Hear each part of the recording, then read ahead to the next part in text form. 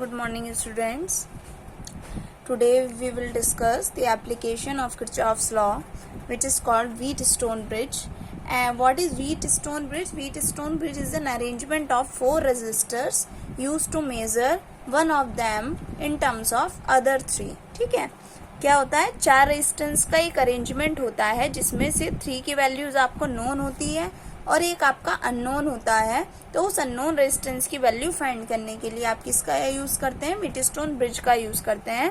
And it's working is based on the application of Kirchhoff's law. जैसे वहां पर आप करते थे सेम वैसे ही यहाँ पर करेंगे.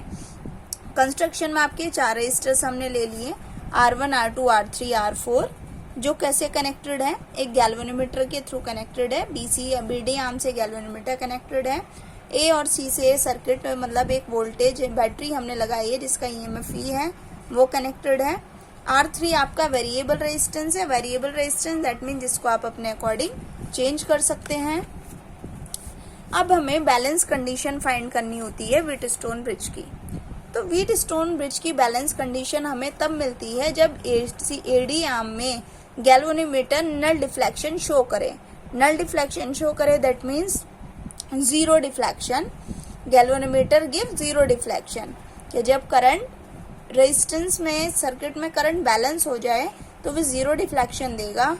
ठीक है, जीरो डिफ्लेक्शन कब होगा? जब BD आर्म में करंट आपकी जीरो हो जाएगी. तो स्टार्ट करते हैं बैलेंस कंडीशन फाइंड करना. व्हीटस्टोन ब्रिज, ये आपका व्हीटस्टोन ब्रिज है. यहाँ आपका R1, R2, R3, R4 आपके 4 रेजिस्टर्स हैं. तो सेम वही जैसे वहाँ पर हम करते थे, एक करंट फ्लो हो रहा होगा यहाँ से. तो हमने कहा I करंट हमारा यहाँ से फ्लो हो रहा है. तो 2 ब्रांचेस हैं तो 2 जगह करंट डिवाइड हो जाएगी आपकी according to KCL Kirchhoff's current law. I1 हमने कहा इधर आ जाएगी हमारी I2. ठीक है, दैट मीन्स I किसके इक्वल है? I हमारा इक्वल है I1 प्लस I2 के. I किसके इक्वल है? हमारा I1 प्लस I2 के इक्वल है.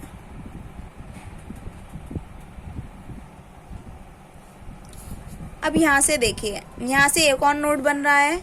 तो I1 करंट यहाँ से आई, तो इसका मतलब अब I1 करंट 2 जगह डिवाइड होगी. एक तो BD के अक्रॉस जाएगी और कुछ BC के अक्रॉस जाएगी. तो कंसिडर कर लिया I1 में से IG current across the galvanometer चली जाती है. बची कितनी? I1 minus IG. सिमिलरली यहाँ से देखिए, अब KCL लगाएंगे. I2 करंट यहाँ से आई है, IG यहाँ से आई है. तो इस वाली ब्रांच में कितनी रहेगी? I2 plus IG. अब C वाले पोल पर आ जाइए आप. कितनी करंट आ रही है? I1 minus IG plus I2 plus IG. तो IG तो कैंसिल हो जाएगा. दैट मीन्स टोटल करंट आ गई आपकी I1 plus I2. That means I current total circuit में आपका फ्लो हो रहा है. बस अब यहाँ पर कितने लूप बनते दिखाई दे रहे हैं आपको? 1, 2. तो अप्लाई करिए किरचॉफ्स वोल्टेज लॉ. तो अप्लाई KVL इन मैश ABDA. ठीक है, वही चल रहे हैं क्लॉकवाइज. A से चलना स्टार्ट करेंगे. तो देखिए, जब A से चलना आप स्टार्ट करेंगे तो बताया था करंट देख कर पोलैरिटी लगा लेते हैं. तो सबसे पहले आप पोलैरिटी लगा लीजिए. तो प्लस माइनस करंट ऐसे आ रही है तो प्लस माइनस पूरे में लगा लेंगे.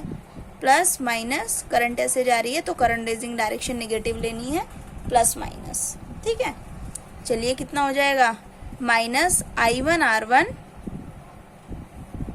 इसमें आ जाइए minus IG RG. RG is the resistance across galvanometer, consider कर लिया हमने ये. Plus I2 R3 is equals to 0. ठीक है, एक इक्वेशन हमारे पास आ गई. सिमिलरली KVL अप्लाई करेंगे इन मैश BCDB. लगाइए, B से चलना स्टार्ट कर रहे हैं. Minus I1 minus IG into R2. ठीक है, यहाँ से चलिए plus I2 plus IG into R4 और plus IG RG is equals to 0। देखिए अब व्हीटस्टोन ब्रिज आपका बैलेंस कब होगा? बैलेंस होगा आपका अगर आपकी IG 0 हो जाए, दैट मीन्स गैल्वेनोमीटर का डिफ्लेक्शन जो है वो 0 हो जाए। और डिफ्लेक्शन ज़ीरो कब होगा? जब गैल्वेनोमीटर में करंट कितनी हो जाएगी?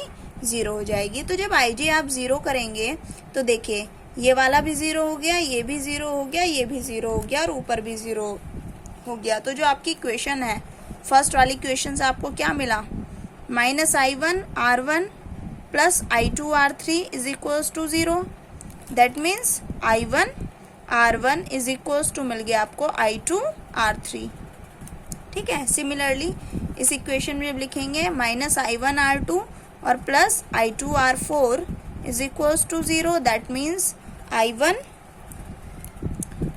R2 is equals to I2 R4। दोनों इक्वेशन को डिवाइड कर देंगे, I1 I2 आपका कैंसिल हो जाएगा, आपको व्हीटस्टोन ब्रिज के लिए बैलेंस कंडीशन मिल जाएगी। R1 R2 नॉन रेजिस्टेंस है, R4 अननोन था, R3 वेरिएबल था, तो R4 की वैल्यू आपको फाइंड करनी थी। Now you get R4 is equals to R2 upon R1 into R3। Okay. Next topic आता है बच्चों हमारा मीटर ब्रिज, या इसे हम स्लाइड वायर ब्रिज भी कहते हैं और एप्लीकेशन ऑफ आपकी व्हीटस्टोन ब्रिज भी कहलाती है। इसमें क्या होता है, एक्चुअल में ये आपके बैलेंस कंडीशन पे वर्क करता है व्हीटस्टोन ब्रिज की। ये हमारा एक्सपेरिमेंट भी है, प्रैक्टिकल भी है व्हीटस्टोन ब्रिज का। इसमें होता क्या है, एक मीटर स्केल होती है, 1 मीटर स्केल, 1 मीटर की, दैट मीन्स 100 सेंटीमीटर की, जिस पर 2 कॉपर स्ट्रिप्स लगी होती हैं, 90 डिग्री पर बैंड होती हैं और उनके बीच 2 रेजिस्टेंस लगे होते हैं। हमारा एक नोन होता है जिसमें से एक अननोन होता है। तो हमें बैलेंस कंडीशन का यूज़ करके अननोन रेजिस्टेंस की वैल्यू फाइंड करनी होती है मीटर ब्रिज की हेल्प से। जो आपको यहाँ दिखाई दे रही है इस तरह से गैल्वेनोमीटर के थ्रू मिड में कनेक्ट होती हुई, ये आपकी जॉकी कहलाती है।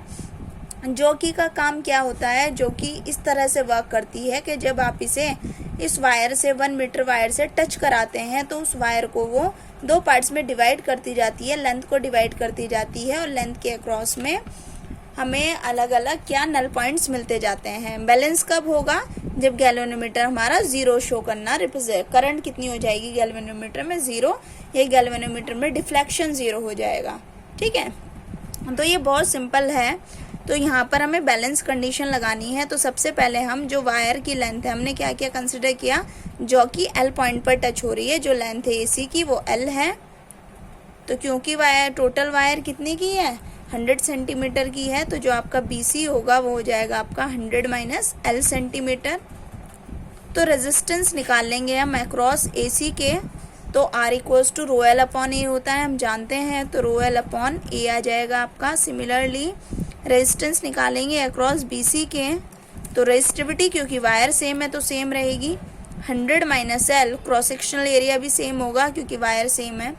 ठीक है, बस अब आप बैलेंस कंडीशन अप्लाई करेंगे, R upon resistance of wire AC करते हैं, R1 upon R2 is equals to R3 upon R4 और S अपॉन कितना आ जाएगा आपका रेजिस्टेंस अक्रॉस BC, तो R upon S is equals to R resistance across AC upon resistance across BC।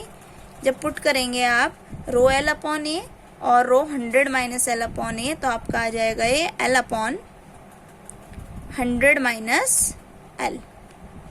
तो S आपका कितना निकल कर आ गया, यार आपका कितना आ गया, कंडीशन क्या आ गई, L अपॉन 100 माइनस L। तो यहाँ से आप S की वैल्यू फाइंड कर सकते हैं, जो भी आपका अननोन रेजिस्टेंस की वैल्यू है।